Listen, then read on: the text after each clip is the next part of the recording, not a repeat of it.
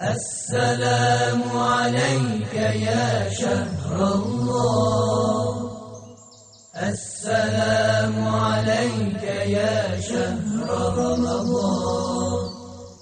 السلام عليك يا شهر رمضان. السلام عليك. ولا حول ولا قوة إلا بالله العلي العظيم. اعوذ باللہ من الشیطان الرجیم. بسم اللہ الرحمن الرحیم. الحمد للہ الذی ہدانا لہذا وما كنا لنہتدی لولا ان ہدانا اللہ لقد جاءت رسل ربنا بالحق والصلاة والسلام علی رسول الثقلین محبوب رب المغربین والمشرقین جد الحسن والحسین بالقاسم محمد. اللہم صل علی محمد وآل محمد وطیبین الطاہرین المعصومین ولعنۃ اللہ علی اعدائہم اجمعین. اما بعد فقد قال اللہ سبحانہ تبارک و تعالی فی کتابہ المجید والفرقان الحمید. بسم اللہ الرحمن الرحیم. فقل تعالوا ندعو ابناءنا وابناءکم ونساءنا ونساءکم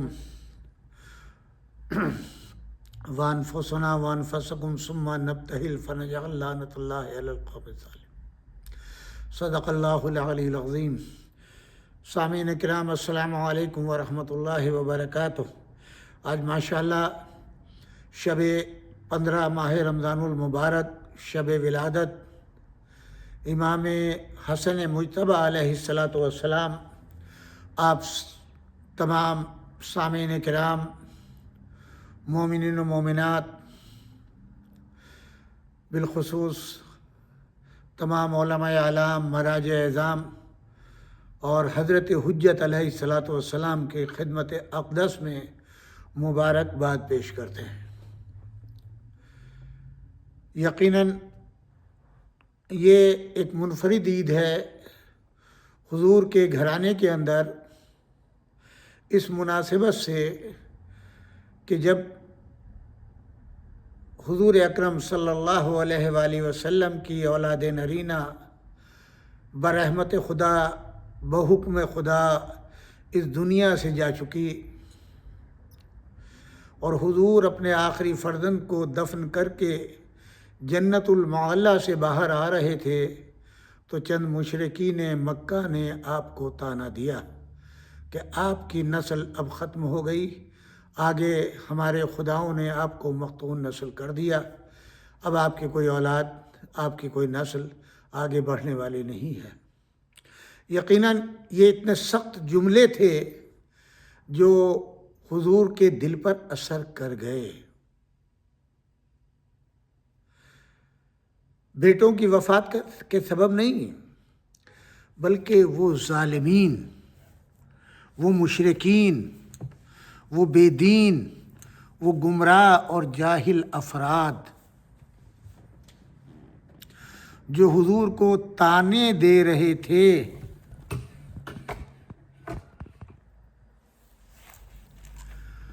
کہ ان کے خداؤں نے یہ کام کیا ہے، اگر ہمارے نبی صلی اللہ علیہ وآلہ وسلم ان بتوں کو اور بت پرستوں کو برا نہ کہتے، ان کو نصیحت نہ کرتے، اللہ کی وحدانیت کا کلمہ نہ پڑھواتے، لا الہ الا اللہ کا کلمہ جو ہے ان کو نہ پڑھواتے، جس سے وہ اپنی توہین محسوس کر رہے تھے، اپنے خداؤں کی اہانت محسوس کر رہے تھے، اور جس کے دفاع کے لیے وہ کھڑے ہو گئے. لہذا یہ موقع ان کو غنیمت ہاتھ آیا اور انہوں نے اپنے خداؤں کی مدح میں، ان کی حمایت میں یہ کہا کہ یہ کام ہمارے خداؤں نے انجام دیا ہے کہ آپ کی نسل کو ختم کر دیا. یقیناً حضور اکرم صلی اللہ علیہ وآلہ وسلم کو ان جملوں سے بے حد تکلیف پہنچی ہوگی، اور تاریخ شواہد ہیں اس بات کے اوپر. اللہ کی بارگاہ میں شکوہ کیا، اولاد کے جانے کا نہیں، ان مشرکین کے کلمات کا جو انہیں نے طعنہ دیا. تب اللہ نے سورہ کوثر حضور کو تحفے میں دیا. بسم اللہ الرحمن الرحیم انا اعطیناک الکوثر۔ اے میرے نبی، اے میرے پیغمبر، اب آپ اپنے دل کو کیوں مغموم کر رہے ہیں؟ ہم نے آپ کو کوثر عطا کیا ہے۔ فصلی لربک وانحر، جب آپ کو کوثر مل جائے تو آپ نمازیں پڑھیں اور قربانی دیں۔ انا شانئک هو الابتر، اور جو آپ کے دشمن ہیں جنہوں نے آپ کو مختون نسل کیا ہے، کہا ہے ہم نے ان کو مختون نسل کر دیا، ان کی نسلوں کو مٹا دیا، اب ان کی نسل باقی نہیں رہے گی، مگر آپ کی نسل پوری دنیا میں پھیلے گی، صبح قیامت تک باقی رہے گی۔ حضور اس پیغام کو سن کر باغ باغ ہو گئے، دل مسرور ہو گیا، چہرے پر عجب طرح کی رونق آ گئی، مگر اب انتظار ہے وہ کوثر کب ملے گا۔ یہ تو وعدہ مکے میں کیا ہے نا اللہ نے، اب ہجرت کر گئے مکے سے، اب یہاں پر ایک چیز اور عرض کرتا چلوں آپ کی خدمت میں۔ اس کے بعد حضور اکرم صلی اللہ علیہ وآلہ وسلم کو اللہ نے 3 بیٹوں کے چلے جانے کے بعد جو کوثر دیا ہے وہ کیا ہے؟ قرآن میں ہے فَسَوْفَ يُؤْتِيكَ فَتَرْضَىٰ، میرے نبی آپ کو وہ گفٹ دوں گا، وہ تحفہ دوں گا کہ اس کے بعد آپ راضی ہو جائیں گے۔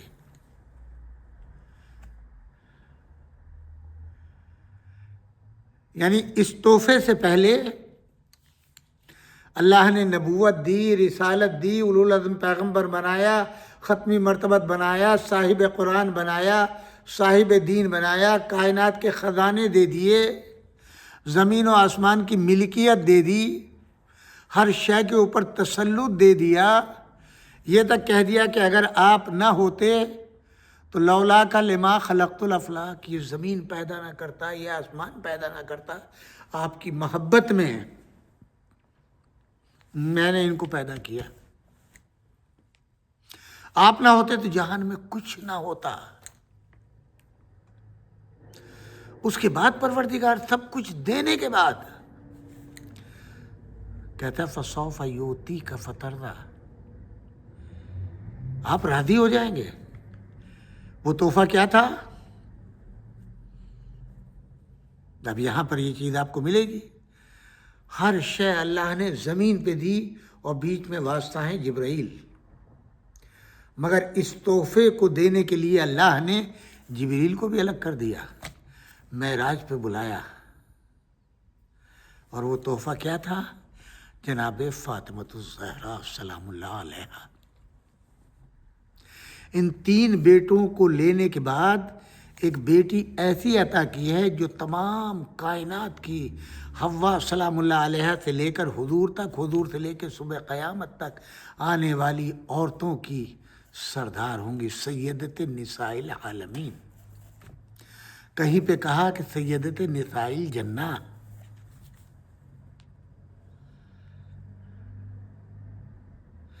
یہاں پر مسلمانوں سے ایک سوال ہے، جناب فاطمہ زہرا سلام اللہ علیہ کی ولادت ان 3 بیٹوں کے بعد ہوئی ہے، تو جو مسلمان یا مولوی ملا مفتی یا تاریخ داں یا محدث کہتے ہیں، اور آج کے مسلمان بعض ہمارے علماء بھی نہ معلوم کس رو میں قبول کر لیتے ہیں اس چیز کو کہ حضور کے 4 بیٹیاں تھیں، تو سب سے چھوٹی بیٹی جناب فاطمہ زہرا سلام اللہ علیہ ہیں، تو ان سے پہلے جب 4 بیٹی تھے تو 3 بیٹیاں یقیناً پہلے رہی ہوں گی۔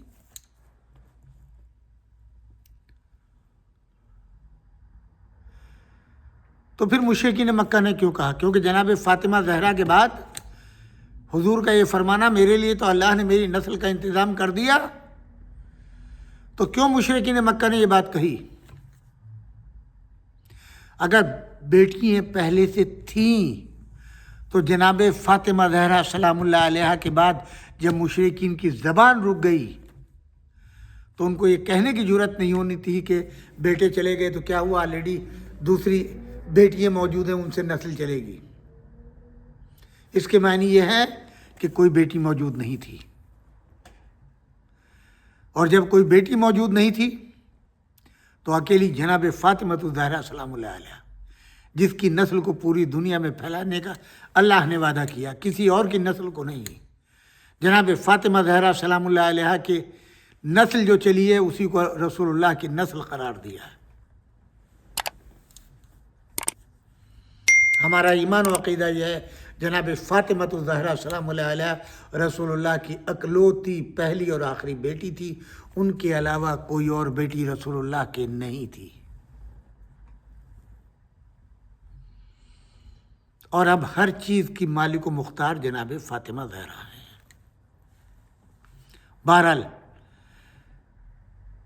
حضور ہجرت فرما کے مدینے آئے،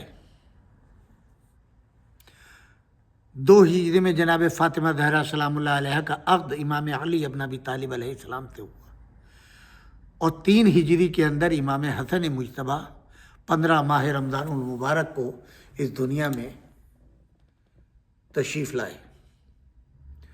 حضور کی خوشی کی انتہا تاریخ بتاتی ہے کہ ایسی خوشی کبھی چہرے پر کسی کے نہیں دیکھی جو حضور کے چہرے پر تھی۔ فرمایا کون ہے جو جلد سے جلد تیز سواری کے ساتھ مکے والوں کو بتا دے کہ اللہ نے میری نسل کے چلانے کا انتظام کر دیا۔ یہ اس سوال کا جواب تھا جو ان اعتراض کا جو مکے والوں نے حضور پر کیا تھا کہ ان کے خداؤں نے مقتول نسل کر دیا۔ آج آپ دیکھیں رسول اللہ کی نسل پوری دنیا میں، ہر شہر میں، ہر ملک میں، ہر قریے میں ملے گی، اور جو کل تانا دینے والے تھے دشمنان رسول، آج ان کا نام و نشان آپ کو کہیں نہیں ملے گا، سب کے سب ختم ہو گئے، نشان مٹ گئے۔ کہاں ہے ان کی اولادیں؟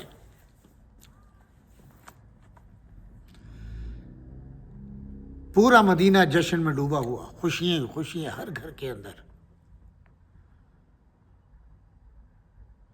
یہ پہلا فرزند ہے جناب فاطمہ زہرا کی آغوش میں، جس کو فرزند رسول کہا گیا۔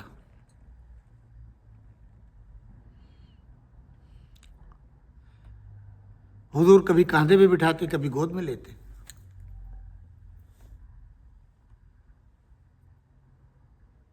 یہ 2 ہی فرزند ہیں، امام حسن امام حسین۔ تیسرے فرزند شکم مادر میں شہید ہو گئے، جناب محسن، اور 2 بیٹیاں جناب زینب سلام اللہ علیہ اور جناب ام کلثوم۔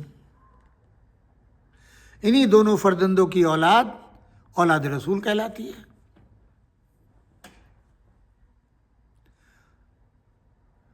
امام حسن مجتبیٰ کی عادتیں، تواضع، علم، حلم، شجاعت، سب کچھ رسول سے مشابہ ہے۔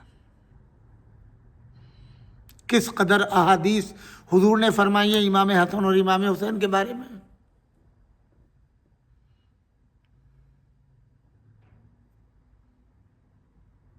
ہے کوئی مسلمانوں میں مثل امام حسن اور امام حسین، یا ان کی اولادوں میں؟ یہ پاک و مطہر نسل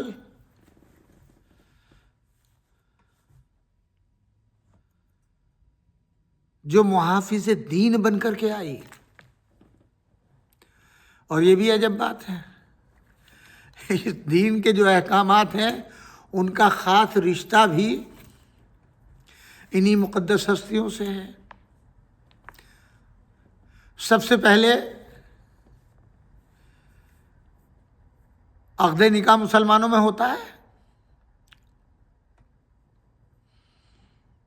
اس نکاح شرط ہے مہر سے۔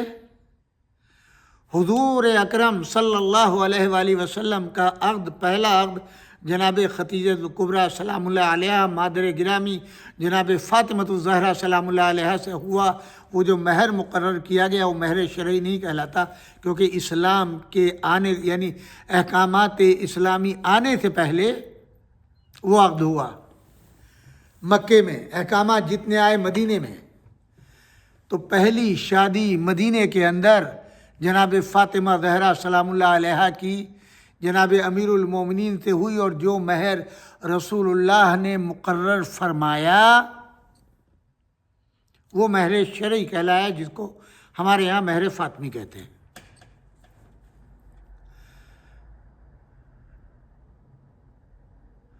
اور جو جہد رسول اللہ صلی اللہ علیہ وآلہ وسلم نے اپنی بیٹی کو دیا وہی جہد سنت کہلایا۔ اس کے بعد میں آتا ہے کیا؟ بچے کا عقیقہ۔ تو اب جو پہلا بچہ پیدا ہوا امام علی اور امام جناب فاطمہ زہرا کے یہاں، وہ امام حسن مجتبیٰ ہیں۔ حضور نے جو رسومات پیش کی ہیں اس میں عقیقہ یعنی بالوں کا سر کے منڈانا، مونڈ دینا اور قربانی دینا، یہ عقیقہ کہلایا۔ یہ سنت کس کی؟ امام حسن مجتبیٰ علیہ السلام کی۔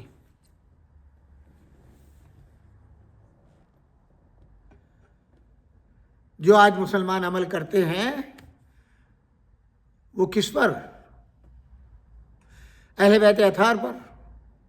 اب ان کی فضیلتوں میں احادیث بھی ہیں، مکمل سورہ دہر ان کے لیے قصیدہ ہے، اور حضور تو ہر لمحے ان کے فضائل بیان کرتے ہیں، کبھی ان کے لیے ناقہ بنتے ہیں۔ انہی بچوں کے لیے اگر جناب فاطمہ زہرا سلام اللہ علیہا سے فرمائش کرتے ہیں یہ شہزادے، اماں کل عید ہے، مدینے کے سارے بچے نئے کپڑے پہنیں گے، ہمارے لیے کیا انتظام ہے؟ صدیقہ طاہرہ کتنا یقین ہے اپنے مالک کے اوپر، بیٹا تمہارے کپڑے دردی کے آ گئے ہیں، کل آئیں گے۔ زبان سے ماں نے کہہ دیا نا، ہر ماں اپنے بچوں کو تسلی دیتی ہے۔ کیا واقعتاً دردی کے یہاں کپڑے جناب فاطمہ یا امام علی نے دیے تھے؟ اب جناب فاطمہ نے فرما دیا ہے تو کیسے یہ چیز مکمل نہ ہوگی؟ رضوان جنت کو حکم ملا 2 جوڑے لے کر کے جاؤ در سیدے پر، در صدیقہ طاہرہ کے اوپر، مگر خبردار رضوان جنت نہ کہنا، خیاط بن کے جاؤ۔ دق الباب کیا، کون؟ انا خیاط الحسنین۔ یہ کس کا مرتبہ ہے؟ رضوان جنت حسنین علیہ السلام کا خیاط، دردی بن کر کے آیا ہے۔ یہ وہ ہیں جب چاہیں جنت سے لباس منگوا لیں، جب چاہے دسترخوان منگوا لیں، اور اللہ بھی ان کے ناز و نخروں کو کیسے قبول کرتا ہے، نبی کیسے قبول کرتے ہیں۔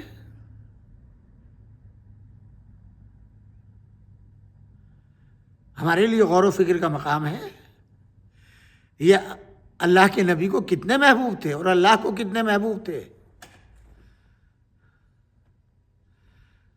باپ کو کوثر کا مالک بنا دیا، ماں کو جنت کا مالک بنا دیا، اور خود ان دونوں شہزادوں کو جنت کے جوانوں کا سردار۔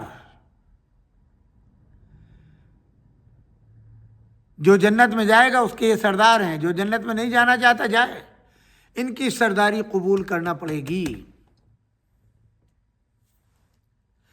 ان کے بغیر گزارا نہیں ہے۔ امت کا جتنا عمل ہے وہ حصول جنت کے لیے ہے، نماز، روزہ، حج، زکوٰۃ، جہاد، جو بھی کچھ ہے۔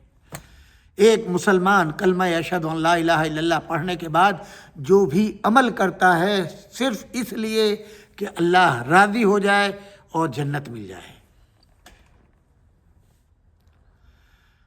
اور یہ وہ ہیں کہ ان کی مرضی کے بغیر اللہ راضی نہیں ہونے والا۔ جب تک حسن و حسین علیہ السلام کے بابا راضی نہ ہو، ان کی ماں راضی نہ ہو، امت سے اللہ راضی نہیں ہوگا، کیونکہ ان کے لیے اللہ نے ایک اصول بنا دیا ہے، وَمَا تَشَاءُونَ إِلَّا أَن يَشَاءَ اللَّهُ۔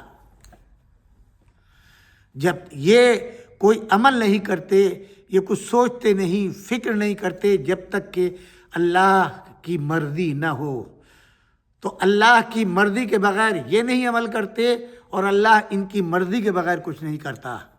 تو جس سے یہ راضی ہوں گے اللہ ان سے راضی ہوگا۔ جن سے یہ ناراض ہوں گے اللہ ان سے ناراض ہوگا۔ خود نبی اکرم صلی اللہ علیہ وآلہ وسلم نے متعدد موقعوں کے اوپر، حدیث قصہ تو ہم پڑھتے رہتے ہیں، مباہلے میں بھی اپنی ابا کو دوش پر ڈال کر اور ان ہستیوں کو، امام علی ابن ابی طالب، جناب فاطمہ الزہرا، امام حسن، امام حسین علیہ السلام کو لے کے کیا کہا؟ اللہم انا ہؤلاء اہل بیتی و خاصتی و حامتی لحمہم لحمی دمہم دمی یلمنی ما یلمہم و یحزنی ما یحزنہم وانا حرب لمن حاربہم و سلم لمن سالمہم و عدو لمن عاداہم و محب لمن احبہم انہم منی و انا منہم۔ کیا رہ گیا اس کے بعد؟ یہ اللہ کے نبی کا گوشت ہے، پوست ہے، روح ہے، جان ہے، جسم ہے، بس اتنے ہی پروردگار ہے، اس کے علاوہ نہیں۔ جو ان سے محبت کرے تو محبت کر، جو ان سے نفرت کرے تو نفرت کر، جو ان سے سلو کرے تو سلو کر، جو ان سے جنگ کرے تو ان سے جنگ کر۔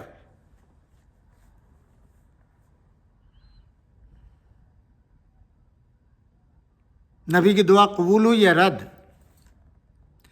چونکہ تذکرہ امام حسن کا ہے، ان کی ولادت کی مناسبت سے اس دعا میں امام حسن شامل ہیں۔ اب امام حسن کا دشمن رسول کا دشمن، رسول کا دشمن اللہ کا دشمن۔ امام حسن جس سے ناراض، رسول ناراض، رسول ناراض تو اللہ ناراض۔ امام حسن جس سے خوش، اس اللہ کا رسول خوش اور اللہ خوش۔ امام حسن جس پر غضبناک ہو جائے، جناب رسول خدا غضبناک، اللہ غضبناک۔ امام حسن جس کی سفارش کر دیں وہ جنتی، امام حسن جس کی مخالفت کر دیں وہ جہنمی۔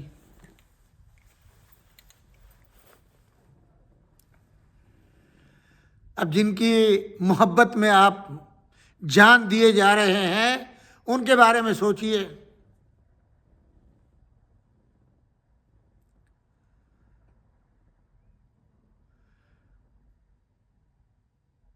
جن کی محبت کا آپ کلمہ پڑھتے ہیں،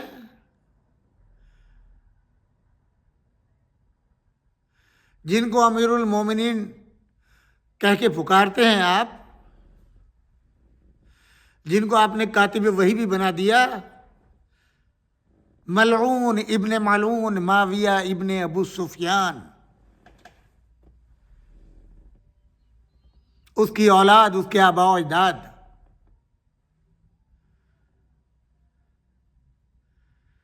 کیا جنت میں جائے گا؟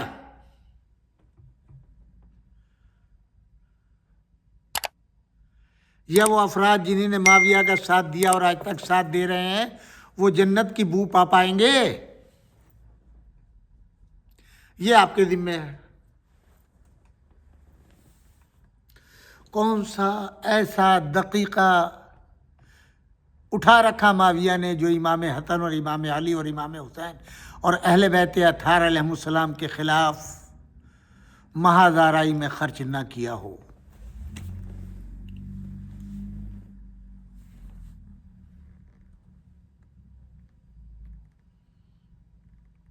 ان کے حقوق کو غصب نہ کیا ہو، ان کے خلاف قرآن کی آیتوں کے ترجمے ٹیڑھے نہ کرائے ہوں، ان کے خلاف فتوے نہ دلائے ہوں، ان کے خلاف عوام کو گمراہ نہ کیا ہو، جعلی احادیثیں نہ گڑھی ہوں،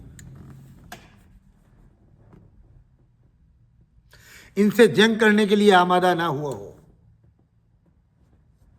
صرف ظاہری خلافت، ظاہری حکومت کے لیے، اور کون سا مکر و فریب ہے جو ان سے چھوٹ گیا ہو؟ تقابل میں نیکیاں، فضیلتیں، ان سب کو ایک طرف رکھیں اور ان میں دیکھیں کون سی فضیلت ایسی ہے جو ان اہل بیت میں نہیں ہے، کون سی خوبی ایسی ہے جو ان اہل بیت میں نہیں ہے۔ دوسری طرف تمام برائیوں کو رکھیں اور اس کے بعد دشمنان حسن علیہ السلام میں دیکھیں کون سی برائی ان سے چھوٹی۔ یہ طاہر و مطہر ہیں، قرآن نے ان کی ضمانت دی ہے آیہ تطہیر میں۔ ان کو آل یاسین کا میں نے جس آیہ مبارکہ سے آج کے پروگرام کی ابتدا کی ہے، مباہلے کی آیت، آیہ مباہلہ، پورا شہر مدینہ، ہر طرف پرچم اسلام بلند، ایک غیر مسلم بھی مدینے میں اب نہیں ہے۔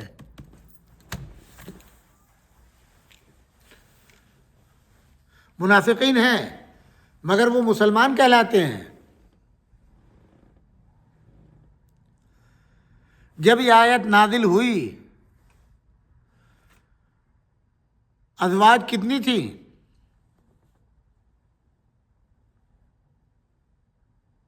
خود بنی ہاشم بھی کتنے تھے؟ مرد، عورت، جوان، بوڑھے، سب کے سب سے پورا شہر مدینہ، لاکھوں کی تعداد پر، لاکھوں نفوس کے پر مشتمل شہر۔ اللہ نے کیا، فقل تعالوا ندعو ابناءنا وابناءکم ونساءنا ونساءکم وانفسنا وانفسکم، سارے جمع کے صیغے۔ تم اپنے بچوں کو لاؤ، میں اپنے بچوں کو لاتا ہوں۔ تم اپنی عورتوں کو لاؤ، میں اپنی عورتوں کو لاتا ہوں۔ تم اپنے نفسوں کو لاؤ، میں اپنے نفس کو لاتا ہوں۔ شہر پورے مدینے کے اندر کون گیا؟ کوئی ایک زوجہ گئی، صحابیوں میں سے کوئی ایک گیا،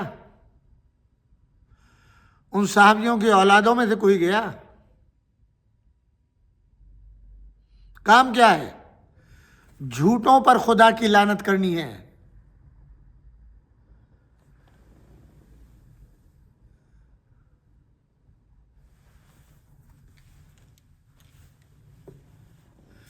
کون ہے جانے والے؟ عورتوں کی جگہ جناب فاطمۃ الزہرا سلام اللہ علیہا تنہا اکیلی، ابناء میں امام حسن علیہ السلام، امام حسین، انفسنا میں امام علی ابن ابی طالب۔ جس امتی ملعون نے کہا تھا ہمیں قرآن کافی ہے آخر حیات رسول اللہ میں، اب بتائیں قرآن کافی کہاں ہو گیا؟ کتنی دلیلیں دی حضور نے اسی قرآن سے ان نصارہ نجران کو، قبول کیا نہیں۔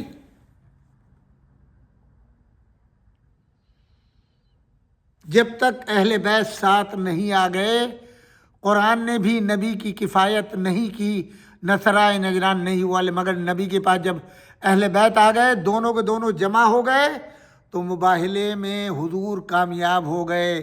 یہ امت کو ایک درس ہے، جب اللہ کے نبی بغیر اہل بیت کے کامیاب نہیں ہے تو امتی تم کیسے کامیاب ہو سکتے ہو؟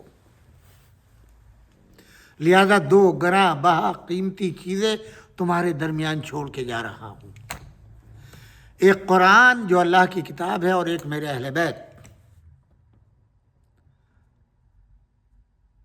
ان دونوں سے تمسک اختیار کرو گے تو دونوں جہان میں، دنیا میں بھی کامیاب ہو، آخرت میں بھی کامیاب ہو۔ نصارہ نجران نے کیا کہا؟ وہ میدان چھوڑ کے بھاگے نہیں، ڈٹے رہے۔ دیکھتے ہیں کن کو لے کے آتے ہیں۔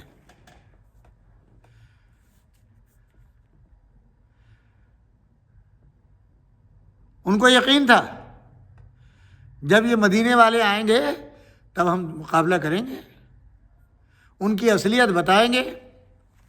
ان کے علماء بڑی بڑی کتابیں اپنی کھول کے بیٹھ گئے، دیکھو کون آ رہا ہے۔ گرد محسوس ہوئی مدینے سے، کون آ رہا ہے؟ بڑی غور سے دیکھ کے بتایا، محمد صلی اللہ علیہ وآلہ وسلم ہے۔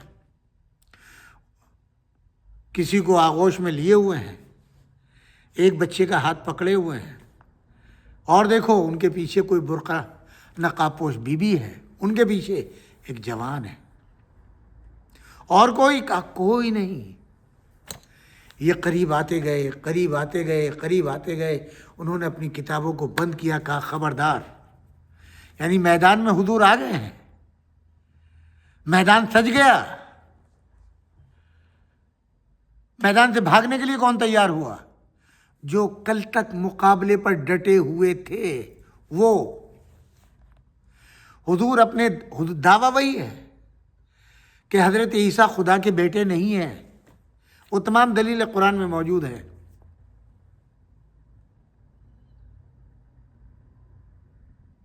معاہدہ ہو گیا، کل ہم آئیں گے، جھوٹوں پہ خدا کی لعنت کریں گے، بد دعا کریں گے، اور کوئی کام نہیں۔ قسم بھی وہی کھاتا ہے جو اپنے دعوے میں سچا ہوتا ہے۔ آؤ میدان میں۔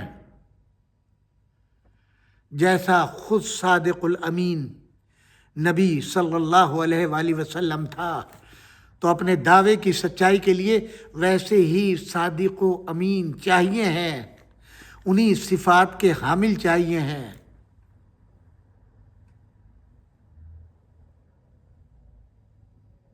بتائیے کہاں ہیں؟ کہاں سے ملیں گے؟ مسلمانوں بتاؤ، اسی کردار کا حامل جو نبی کا کردار ہے، اتنے ہی سچے، اتنے ہی امانت دار، اتنے ہی شجاع، اتنے ہی بہادر، جتنے کمالات و صفات ختم مرتبہ صلی اللہ علیہ وآلہ وسلم ہیں، انہی صفات کا حامل ان افراد کو ہونا چاہیے ہے جو اس میدان میں جا رہے ہیں۔ ان میں ان چار کے علاوہ پانچواں کوئی مدینے میں نہیں ملا۔ عورتوں میں جمع کا صیغہ جتنی رسول اللہ صلی اللہ علیہ وآلہ وسلم کے مقابلے میں ان کی مناسبت سے صادق ہو وہ آئے، صدیقہ ہو وہ آئے، چیلنج ہے۔ بچے اتنے صادق ہو وہ آئیں، چار ہی نکلے۔ خود آپ کی بیٹی جناب فاطمہ، آپ کا بھائی علی ابن ابی طالب، آپ کے فرزند حسنین علیہ السلام۔ صبح قیامت تک فیصلہ ہو گیا، ایسے صدیق، ایسے صادق دنیا میں نہیں ملیں گے جتنے یہ ہیں۔ وہ موقع ہی نہیں آیا کہ جو زبان سے کچھ بولتے ہیں۔ ان کے علماء نے ہاتھ کھڑے کر دیے، نہیں ان سے مقابلہ نہیں کریں گے۔ کیوں نہیں کریں گے؟ یہ ایسے سچے ہیں۔ کس نے بتایا؟ اگر پہاڑ کی طرف اشارہ کریں چھوڑ دیں گے، اگر انہوں نے بد دعا کر دی تمہاری نسلیں ختم ہو جائیں گی۔ آپ کو کیسے پتا؟ ہماری کتابیں بتا رہی ہیں۔ ایک دن ایسا آئے گا، مقابلہ ہوگا ختمی مرتبہ سے، اور وہ اپنے دعوے کی گواہی کے لیے ان ہستیوں کو لے کر کے آئیں گے جن میں ایک بیوی ہوگی، ایک جوان ہوگا، 2 بچے ہوں گے۔ اگر وہ بد دعا کر دے تو نسلیں ختم ہو جائیں گی، اشارہ کر دیں تو پہاڑ اپنی جگہ چھوڑ دے گا۔ پہچان لیا؟ اب مسلمانوں اپنے کردار کو پہچانو۔ ارے کوئی تو 1400 سال میں اہل انصاف ملتا کہ جن کی گواہی دینے سے پہلے ہی ان کی صداقت کا کلمہ پڑھ لیا عیسائیوں نے، اور وہی بیوی اپنا مقدمہ لے کر کے خلیفہ کے دربار میں جا رہی ہیں، اور یہ امتی لعنتی، یہ ملائن جو ہیں ان کی گواہی کو رد کرتے ہیں، ان کے مقدموں کو خارج کرتے ہیں، اور آج تک ان کے ماننے والے اس پر ہوں کہ حق پہ کون ہے یہ نہ پہچان پائیں 1400 سال میں۔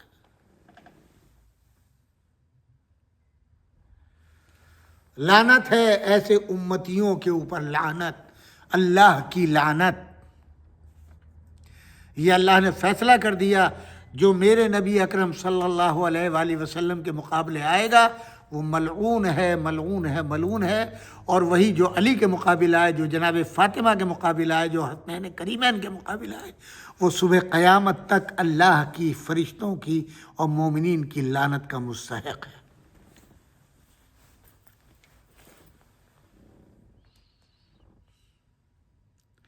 یہ تو بہت چھوٹی چھوٹی چیز ہے۔ آخر کلام میں معاویہ نے کیا کچھ نہیں کیا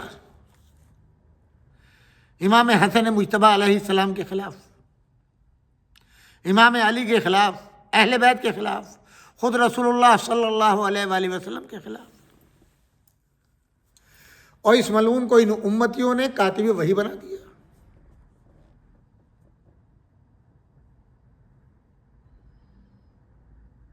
جو فتح مکہ پہ مسلمان ہوا،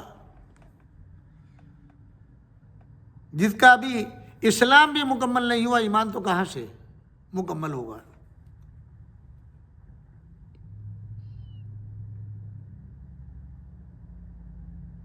کیا کیا حربے اس نے نہیں کیے۔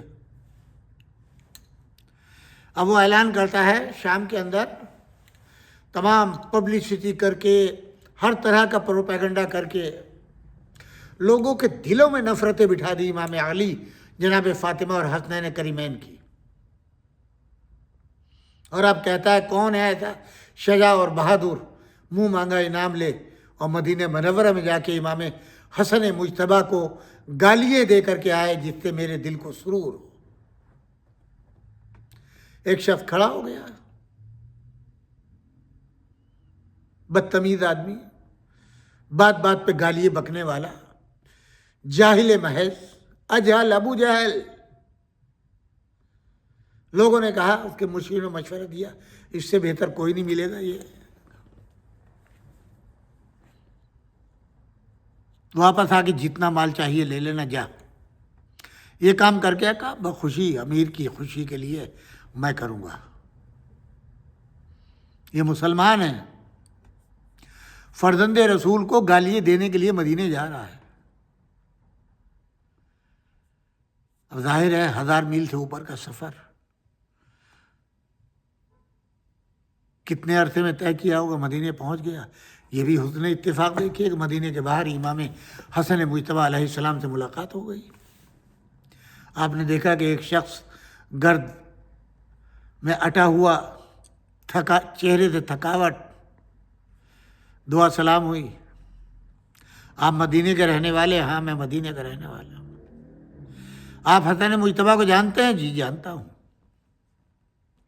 میری ملاقات کرا دی، ان سے کہا کہ بھائی اتنا لمبا سفر کر کے آیا، چہرے سے تیرے تھکاوٹ لگ رہی ہے، گرد میں اٹا ہوا ہے، چلا میرے گھر چل، ہاتھ منہ دھو لے، کچھ کھا پی لے، آرام کر لے، اس کے بعد حسن سے ملوا دوں گا۔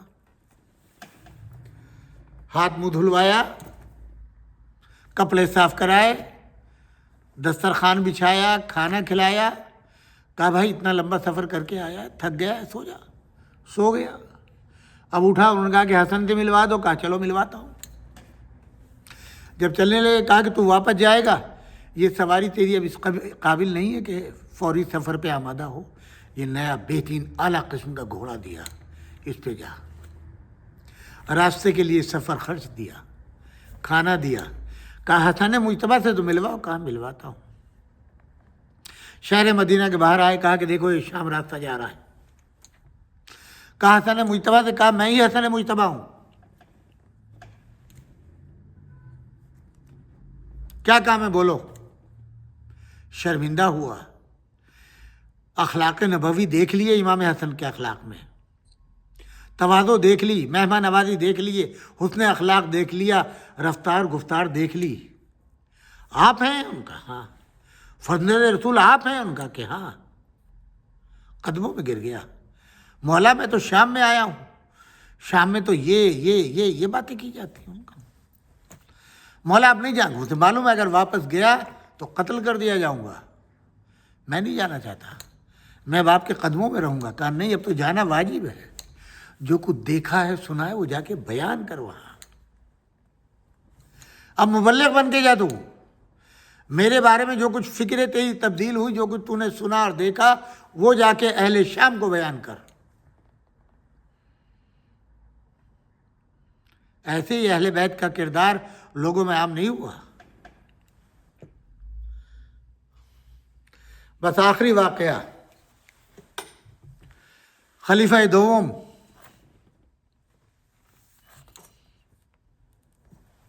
ان کا بیٹا ممبر میں بیٹھا ہوا ہے، عبداللہ ابن عمر۔